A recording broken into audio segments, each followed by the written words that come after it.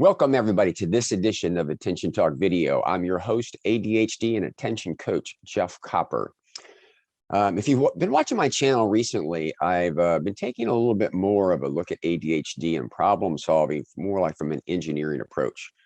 In order to problem solve anything, number one, you have to make factual observations as opposed to opinions or feelings.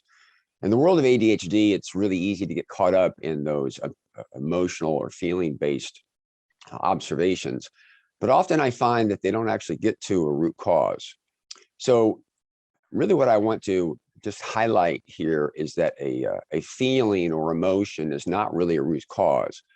Often I talk about, from my perspective, a feeling or emotion is a reflexive reaction. If you go to the doctor's office and they hit you that little rubber hammer, your reflexively, your knee kicks out. That's in a reaction to a stimuli. So I find that emotions are very much like that. They are a reflexive reaction. If you feel threatened with your life, you have a reflexive reaction to go to fight, flight, or freeze. The point of this video is really if you're trying to solve some problems and you're focused on I feel, I'd like to encourage you, that's a reflexive reaction. And you're typically not really thinking about kind of what's going on. We've had a lot of videos on that particular topic, and that when you are in an emotional state, you skip over thinking or you jump to conclusions. The point really here is you got to stop and you got to take a look at what's really happening and make some observations. A lot of times we're judging ourselves like, oh, that's easy, I should have done it by now.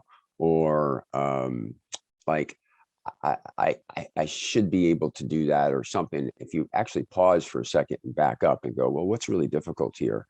It can help you really identify what that root cause is and really try to problem solve. And so the point of this is that an emotion is not a root cause.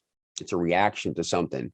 And if you're struggling in types of situations, if you can kind of pause, calm down and let go of those emotions for a second and think, often out loud is helpful. Often with other people is helpful in order to identify what is at issue so you can problem solve for it. With that, if you're new to our channel, please hit the subscribe button. We release a tip each week. Also, for those that are interested, there's a hit the thanks button below. We certainly love contributions for the work that we do. And lastly, thoughts, comments. What's your perspective on emotions and the problem solving process?